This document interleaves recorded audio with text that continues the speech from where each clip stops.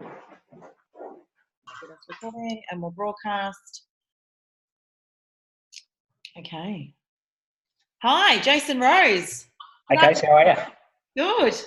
Lovely to have you. Thanks for joining us today on the webinar series. Great to be here. Yeah, awesome. Yeah, it was great. I think, you know, we've known each other for a little while, especially back from your Rental Express days and things like that. So it's nice to always keep connecting with everyone in the industry as we change different roles and deal with so many different businesses. Sometimes it's hard to not always get to chat to everyone. So it's nice to speak to you today. Speaking instead of just social messaging on Facebook or LinkedIn and those sort of things. So. I know. I feel like that's what we're, you know, with a lot of people, that's what we do. But thanks, you know, for joining us. And really today I wanted to dive in with you to get, you know, not only for you to share certainly your journey in real estate, but really to dive in around lead generation and nurturing. Because I know that it was, you know, that was a huge success, or what you were implementing with Rental Express and Little was a lot of around the lead gen and obviously growth of those businesses. So let's start with who Jason Rose is, if you don't mind.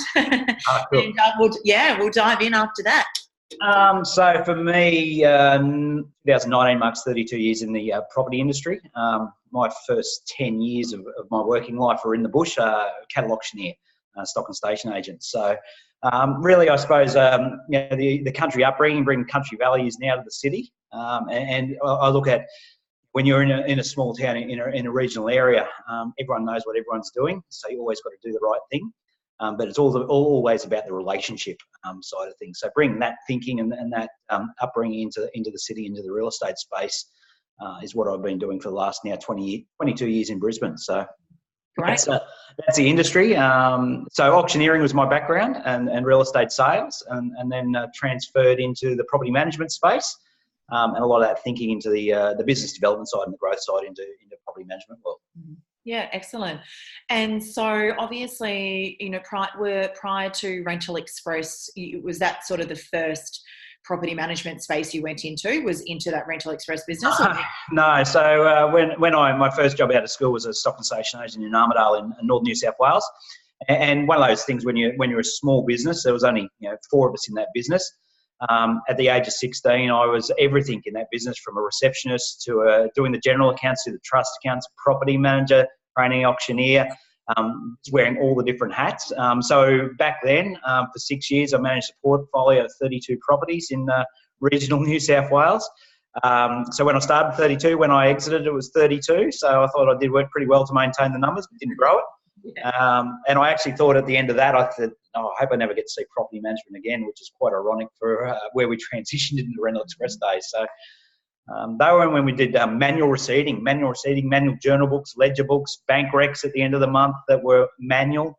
Exciting times back then. Yeah, absolutely. Look, and technology's certainly evolved now, hasn't it, to allow us to do things in a completely different way. So, so let's dive in around some of, you know, those great growth strategies that you implemented into Rental Express, if we can start there.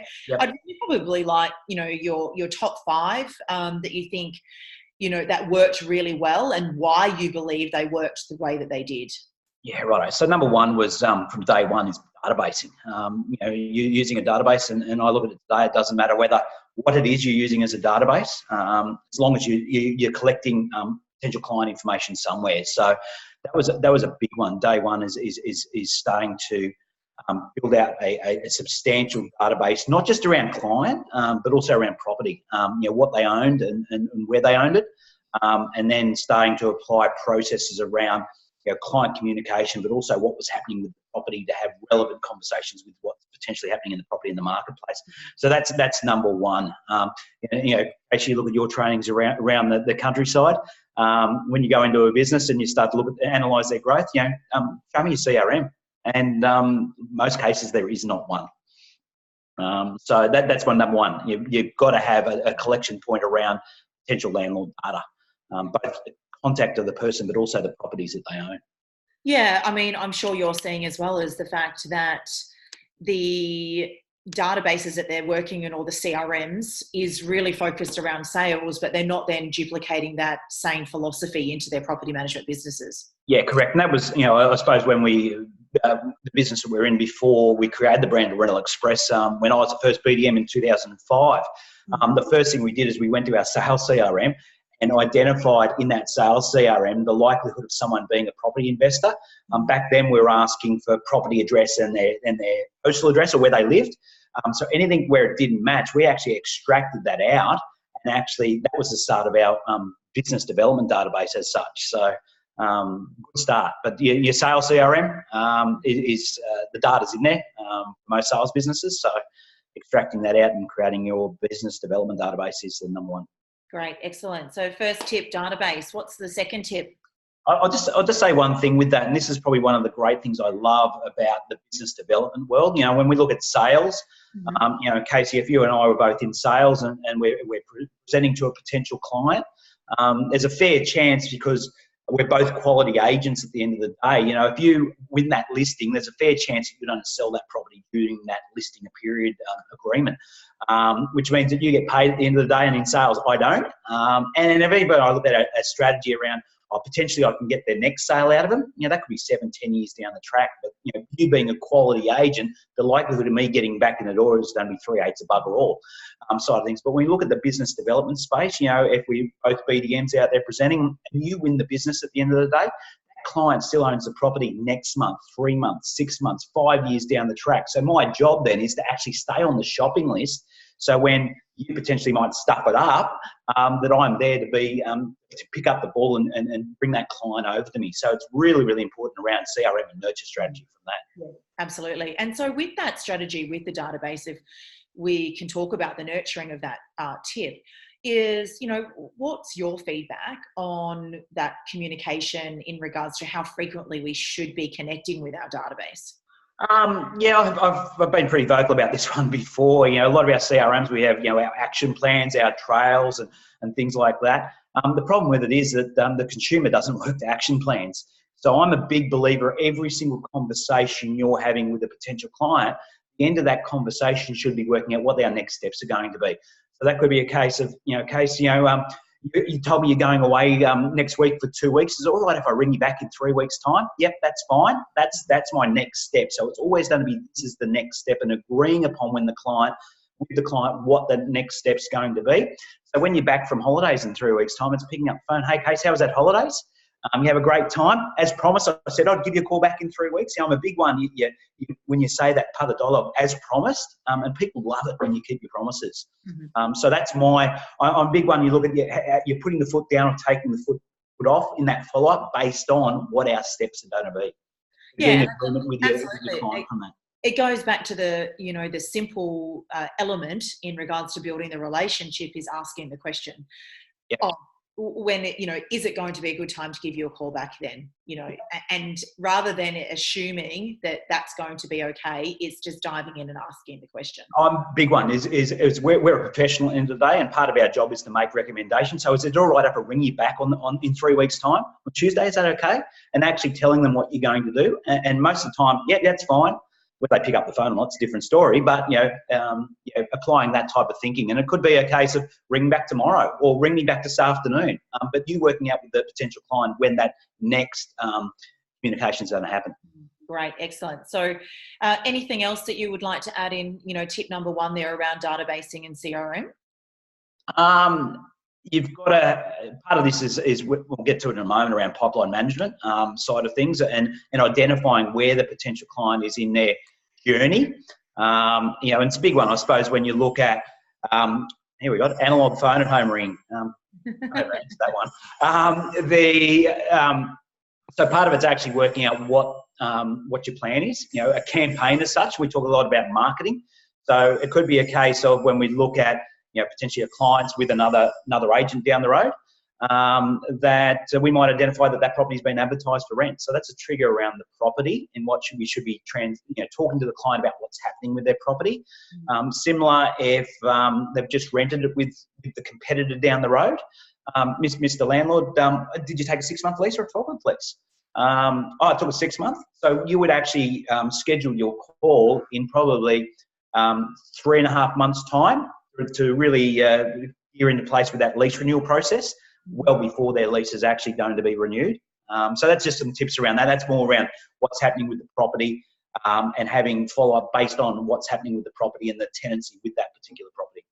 Yep. Yeah, and it's actually funny you say that, because when I had my agency, and of course we're an active BDM in the industry, and I'm still doing that as a part of some of my coaching and mentoring, is I talk to them about that strategy, is that when they're taught, with that any lost opportunity that they've had, whether that it's gone to another competitor, is that should be one of their touch points. And I sort of say, well, let's identify a routine inspection or a lease renewal timing. That's the time to dive in and say, have they done that routine inspection for you? Right. Oh, they didn't do it. Yeah. Which is most of, unfortunately, I'm still seeing in the industry that we're not still doing the basics in our roles as property managers, which is alarming. But it's obviously then allowing for those who are really great at what they do to overstep their competition and then take that back. You're also saying part of that, it's not about bagging the other agent either. It's about asking a question and seeing what the response of it is. Whatever you do, you never talk badly about the competitors down there. You'll let them trip up. You'll ask the questions around the process side of things. Yeah, absolutely. Because that's where then the owner will start to realise themselves the potential weakness in the agency that they've chosen, that without you having to say anything. Start to question it. Yep. That's right. Yeah, right. So tip number 2 around lead gen. Lead gen. The number one thing today out there around lead gen is collecting the data, but then what do you actually do with that data? So my number one, and you made some comments on a post I put up around this the other day, is our number one tool that's the most underutilised in our industry is the telephone. So, most of your prospecting should be geared around telephone conversations, because the thing about it is, we look at property management. What's the number one complaint out there from landlords? Is I've sent an email to my property manager and they haven't responded. I rang them and they haven't responded. So you've got to put things in place that make you look different to the other ones, and actually picking up the phone, having the conversations, is the number one around that. When you start to look at collecting data, I like to look at how you market. So online's a big one today, has been for quite a number of years. So part of that's around, whether your Facebook strategies or Google strategies or LinkedIn strategies around what I call your stalker marketing, and being able to utilise the data that you're collecting, email addresses and mobile telephone numbers, to then present ads to the particular consumers that are out there that are your target market at the end of the day. Your challenge with that is actually finding enough data to be able to do that. So a big one's around, and I look at your online today is I call it the Chinese water torture. You've got to be constantly in the face of your potential clients. So you've probably done a lot of talking about that before around Facebook marketing and, as I said, stalker marketing. Yes, around the internet. Big one today. Absolutely. And I totally agree with the fact that we're not utilising the telephone as much as we should be, of course. But yeah, the world of where we're going now with technology is everything is online, and we're trusting what other people are saying in reviews, and we're trusting strangers who have had a certain experience and thinking, well, we don't want to go through that, but we don't even really know what that person's about, but yet our human reaction is, oh, they didn't like it, so I'm not going to either. So whatever is kind of being put out there in the internet world, everyone's really trusting. So I think very much so. Your reviews are crucial to it. It's got to be top notch. And it's got to be the right kind of content to attract the people into your business. It's one of those. The online reviews are a crucial part of this. And that's probably when you start to look at online reviews. If everyone's 4.9, if a business is 4.9 stars or 5 stars, is it actually true and accurate? Because someone is going to do something wrong. So consumers will actually look at those reviews and actually give it more credit if there's someone that said something bad as well as something good.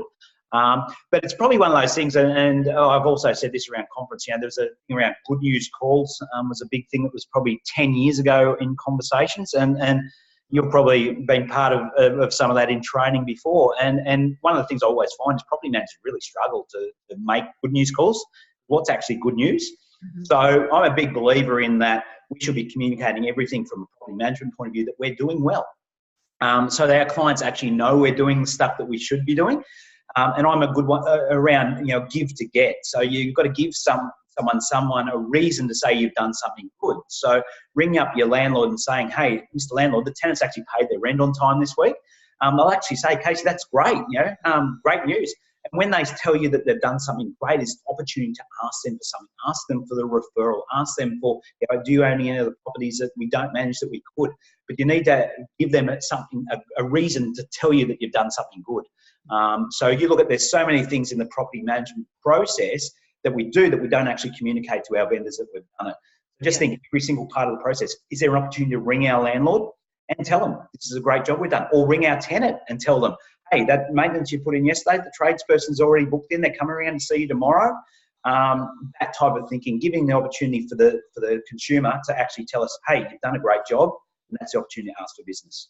Yeah, absolutely. I totally agree with that statement. I think we've lost that element where we're hiding behind our computer. We're now starting to hide behind some automation as well, and we're still losing the touch of that. Automation is there to certainly help us from an efficiency point of view, but it shouldn't be stopping the conversation. In my opinion, it's an enabler. It's not a replacer. Yeah. So it should be taking away black and white stuff in the business. It's a mundane task to allow us to have better relationships with our clients, to be able to communicate with our clients being tenants, landlords, buyers, sellers, that sort of thing. Yeah. Great. And on that, and we're probably kind of digressing slightly, but with the strategy around property managers, just starting to change their mindset to consider asking those types of questions, because I know not every property manager is comfortable, as you suggested, but it is something that I'm trying to, with the clients I'm working on, that property managers actually play a far more vital role in the growth of the business than they actually believe that they do. And they're the ones that are building that long-term relationship. And although, yes, you might have a BDM that's doing it from a certain element as well, but a lot of property managers struggle to really understand that they play that part. So I'd really love for you to share some feedback on maybe how, you got the teams at Rental Express, specifically the property managers, to really understand that, and what kind of conversations were they having? It's probably one of those things when you look at traditionally sales and property management, diametrically opposed. It's I'm a salesperson at the end of the day. I make a shit property manager. I understand property manager, but I wouldn't be a great property manager. Side of things. So, and you look at, our property managers are process driven. They're making sure the T's across, the I's are dotted. Systems and process people. So you've got to put things in place that will make them comfortable to ask the question. And similar, I suppose that, if I went and researched all of our current landlords to find out, do they own properties that we don't manage, then provide that list to our property managers to make those calls. They generally don't get made, and my opinion of why they don't get made is if the property manager makes those calls. Hey, Mr. Owner, we know that you've got another property we don't manage that we'd love to. Is that the landlord says, well, the other agent's actually doing a good job, and it's actually will damage the property manager's self-esteem. You love me on this property, but I'm not good enough to give you another one. So no one likes rejection at the end of the day. So that's a big one that I see in property management. So this is probably where you've got to look at it from a business process versus a property manager process. So if you can put some process in place where the business is communicating to the landlord to ask some of those questions. I'll give you an example of that in the Rental Express days. We had an outbound telemarketing team. They were in our business. They were people that sat in our offices, and they made the calls from a customer service point of view to our landlords. And that was around asking some whether they own any other properties that we don't manage that we could. Is there anyone that you could refer us to manage their property for them? Are you thinking of actually selling your property in the next 12 months? Are you thinking of buying another one in the next 12 months? So we approach that from a customer service point of view.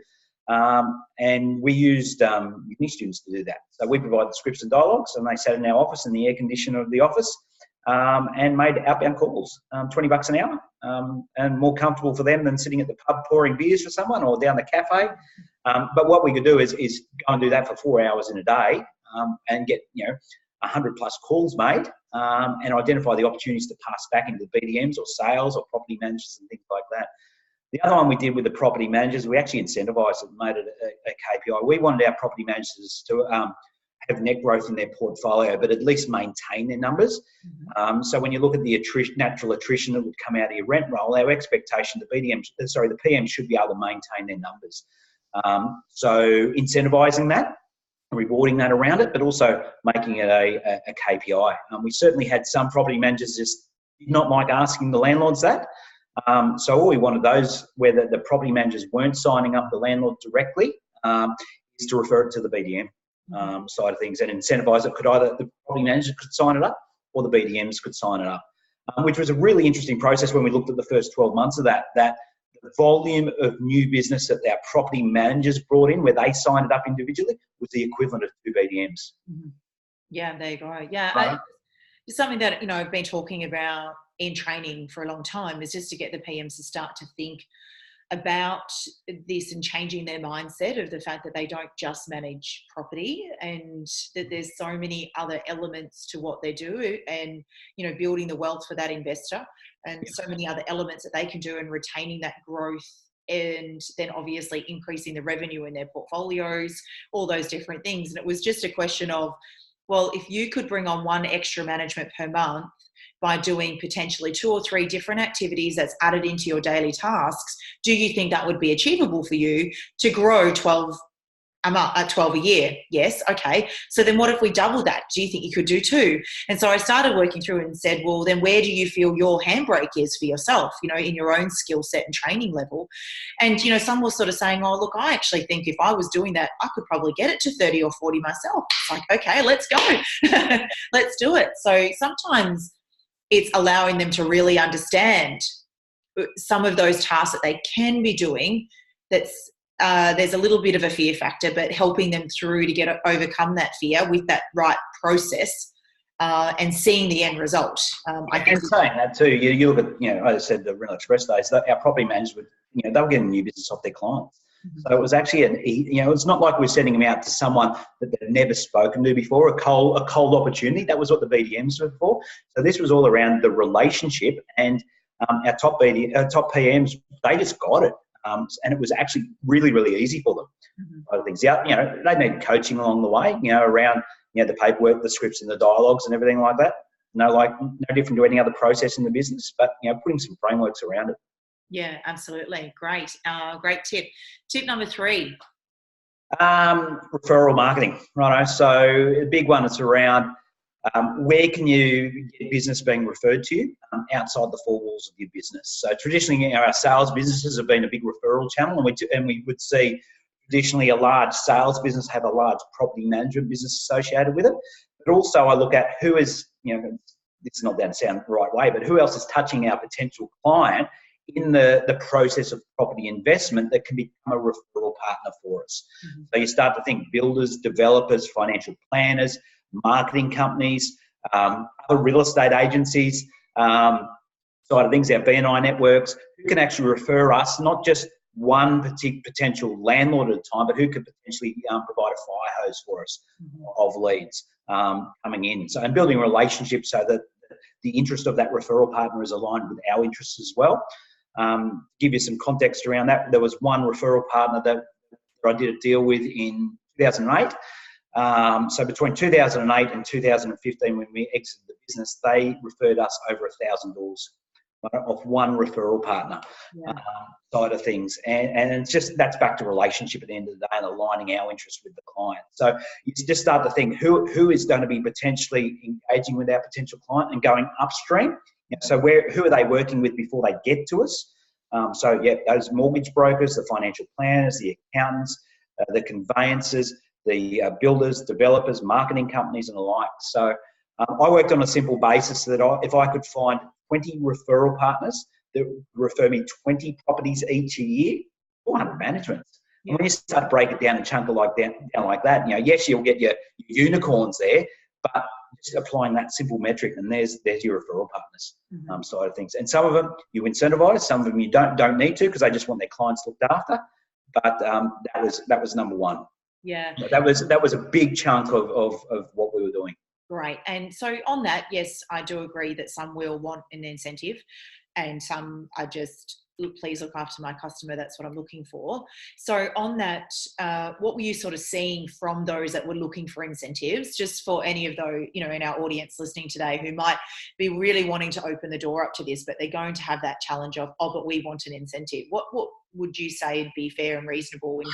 You got to take it back a step before that, and you look at, you know, business development. There's what we call a cost of acquisition. So having business development managers in play, you think, oh, it's not costing me anything to bring on a management. So you've got to understand what's going to cost me to bring on a management. So that's the first thing. So and not all business is good business. So you've got to understand what's profitable business for you.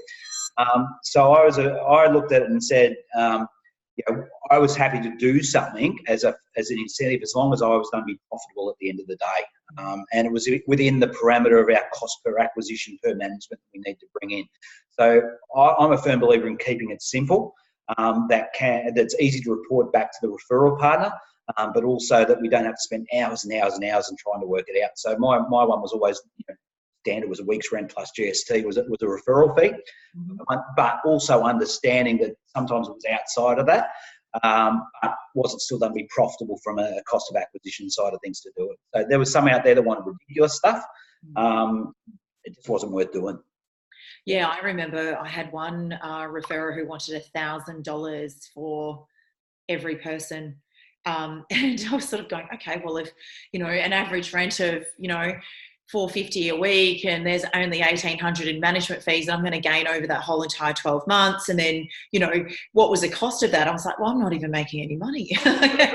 Yeah. So, yeah. The whole foundation of a business is to make profit at the end of the day.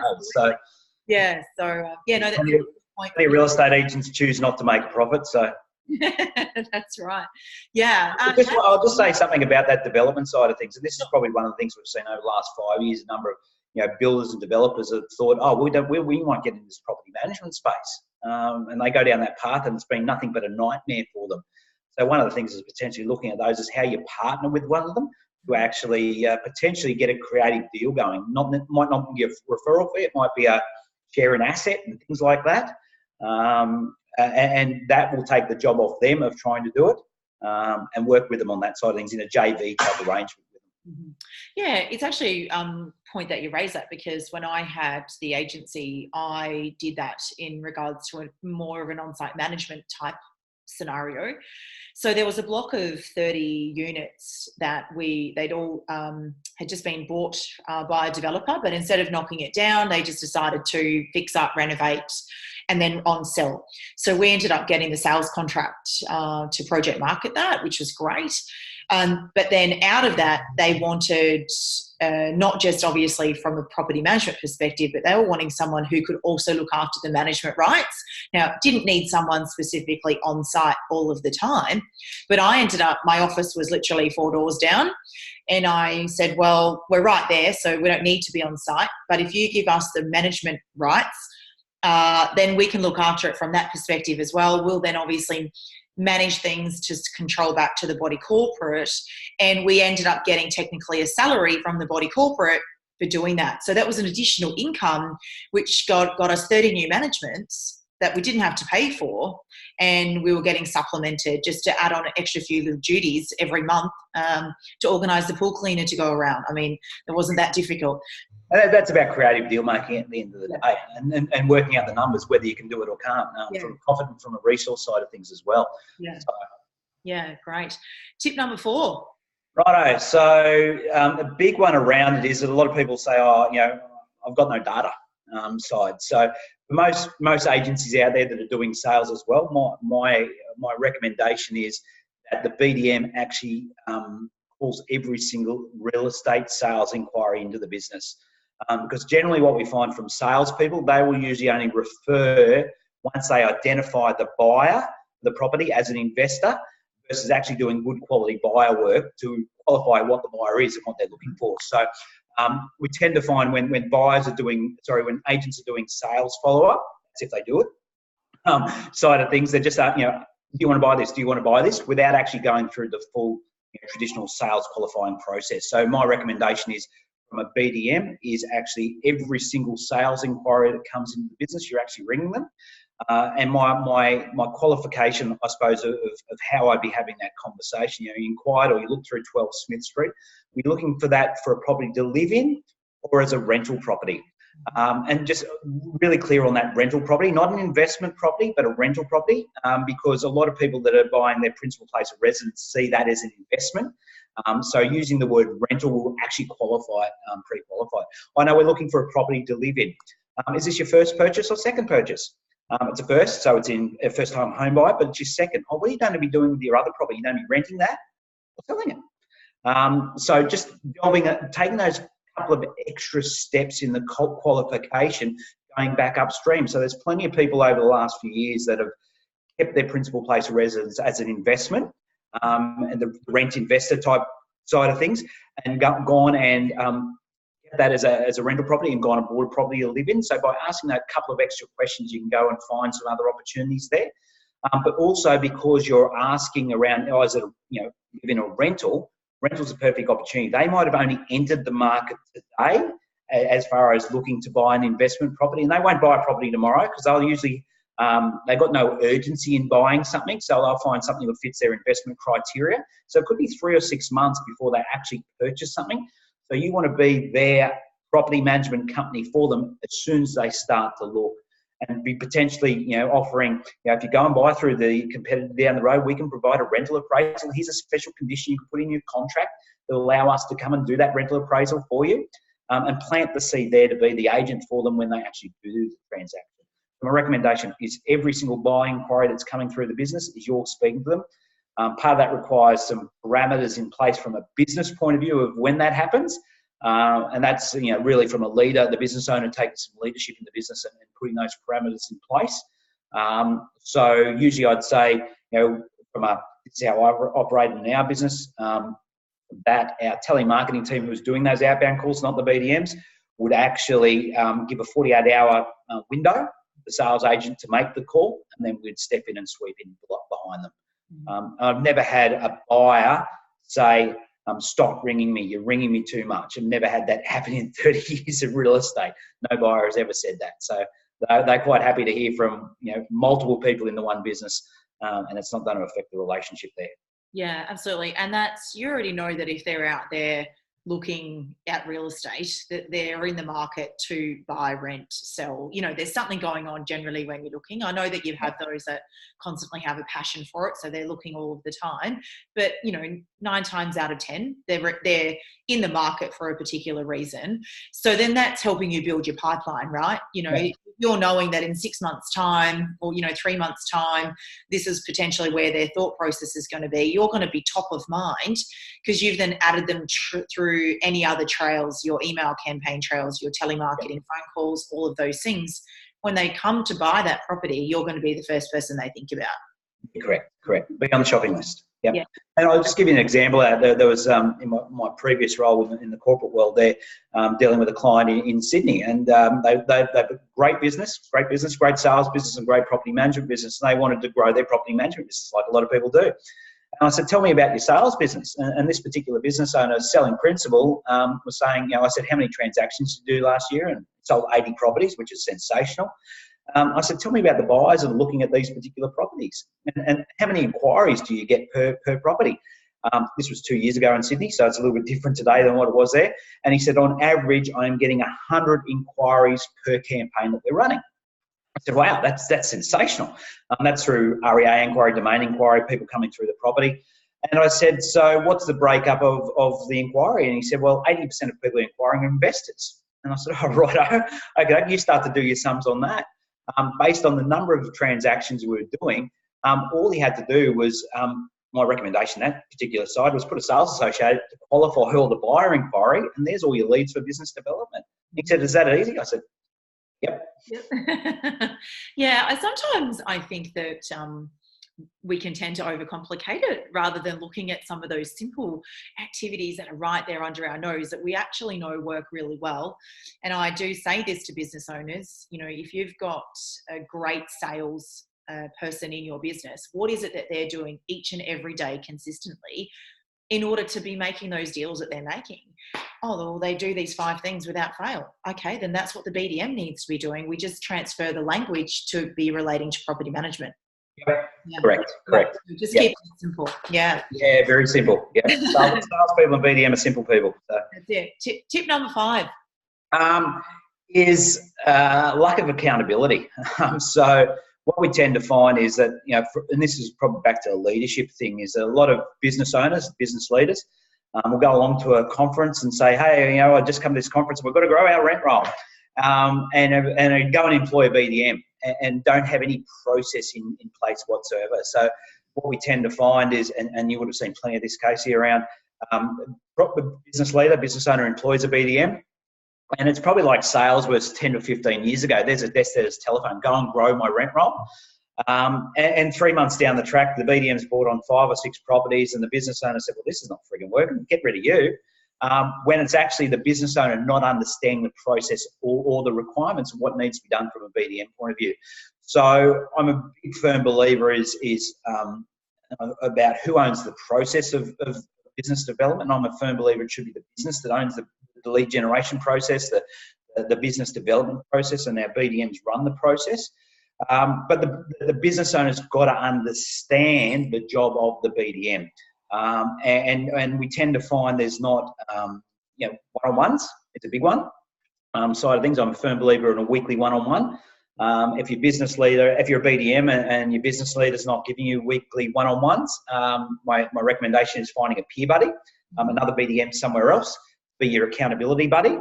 But I like to really break it down. I look at how, running 6 BDMs and how my weekly one-on-ones with my BDMs were, because it's, BDM a week off track and their months don't be stuffed. So you've got to be able to nip it in the bud if they're off track and get them back on track rather quickly. So weekly one-on-one is a must side of things. And I've got a simple philosophy in how to look at that. So, Casey, I'll just ask a question of you. What's the current minimum performance you would see across the industry for BDMs with the number of properties they need to bring in on a monthly basis? Standalone BDM, no leasing, just a standalone BDM. What would be minimum performance you would say is across the industry? 20. 20? Right. Okay. That's ambitious. I would say 10. Yeah. 10's anything below 10, you don't have a job. Anything above it. I suppose it depends on the level of experience. Yeah, correct. How long they've been in the position for. If they've been working that position and, they've got their pipeline, if they're a dedicated BDM, I would be expecting that they do 20. Cool, but you'd say minimum performance 10. If you weren't doing those numbers, adios amigos side of things. So if we look at that, and that's probably when we look at the first day of the month and you said, I've got to get 10 managements for the month, it can be rather overwhelming. It's similarly when you walk into a portfolio that's an absolute mess and there's all this overdue stuff. It's like, where do I start? So what I tend to find is that number can be overwhelming when you're starting from 0 at the beginning of the month. So I like to look at it from a slightly different point of view and break it down and keep it really, really simple. So I look at, BDMs don't have an employment agreement in place with the business. That employment agreement is going to say, Miss or Mr. BDM, you're working Monday to Friday, 9 to 5, after hours and on weekends as required. When you look at that over a month, it's 20 working days technically over a month is what the BDM's employed there. So I look at it and say, your job every working day is, where am I going to find one management agreement from? That's your number one focus every single day. The activities are a byproduct, but your number one focus is, where am I going to find a management agreement from today? So part of a one-on-one we'd look at and say, between now, today's Wednesday, between now and next Wednesday, the 5 properties that you're going to bring on as management agreements between now and next Wednesday, and just keep it that simple. And I find if a BDM can just go bang, bang, bang, bang, bang, and rattle them off, they have clarity around what they're doing. If they get to 2, they're probably not doing the right prospecting activities to fill their pipeline. So, if it's a case of a performing BDM and that wants to do a minimum of 20 a month, their target might be 2 every working day as the number of management agreements. Because the thing about, I look at it from a management agreement, whether it's going to be a pickup from another agent or one that we have to advertise and get rent, the process will take care of itself or either of those. But if our focus on where am I getting a management agreement from today, it's a real simple one. So if it's a case in that one-on-one, we've got 2 that we know that we should be able to bring on there. Let's go to our pipeline, or let's look at, what have you presented to in the last 30 days and start to break that down in activity that needs to be done to fill that up. So I'm a big one around pipeline management side of things. When you look at the stages of from a lead coming into a management, there's going to be certain steps along the way. There's going to be contact the potential, issue paperwork, got the paperwork back, marketing, pick up, client one. So let's look at where's the highest chance of getting a management agreement from, and it's usually from the person you issued the paperwork from yesterday. Right? So if your job was today, job dependent, you had to get a management agreement today, let's look at the people you sent one to last week. And have you spoken to them? Oh, no, I haven't spoken to them. Right, okay, you've got to do that follow-up there side of things and just break it down. If still struggling to get past 3, then we've got to look at the actual activities. What needs to be done? Have you been talking to the buyers to be able to qualify them and get some opportunities out there? Have you been talking to referral partners? You've been finding any referral partners? Just breaking it down, working out what the action plan is going to be between now and next week. Make sure that the activities are done to get those, as I said, one management agreement back a day. Yeah. So that's a big one. It's around the clarity side of things and making sure that they're on track. Yeah. And I think it's important as well from a, BDM coming into the business that they're certainly explained that expectation of them as well, but also around, looking at those targets and goals and breaking it down for them, because I think if they don't have that clarity around that expectation of them, and then what activities do I need to do to achieve that expectation, then that's when they can start to lose momentum in themselves, because they're feeling like, well, that's too high, I'm never going to achieve that. Or if I'm constantly getting no's, how do I, kind of get past that element, and having that accountability and that one-on-one, we can be looking at, well, maybe are we targeting that wrong area? As you've suggested, where are we going to find that management? Maybe we're focusing on the wrong thing this week. Let's focus on something else, and we'll go back to that next week and assess what we've done wrong.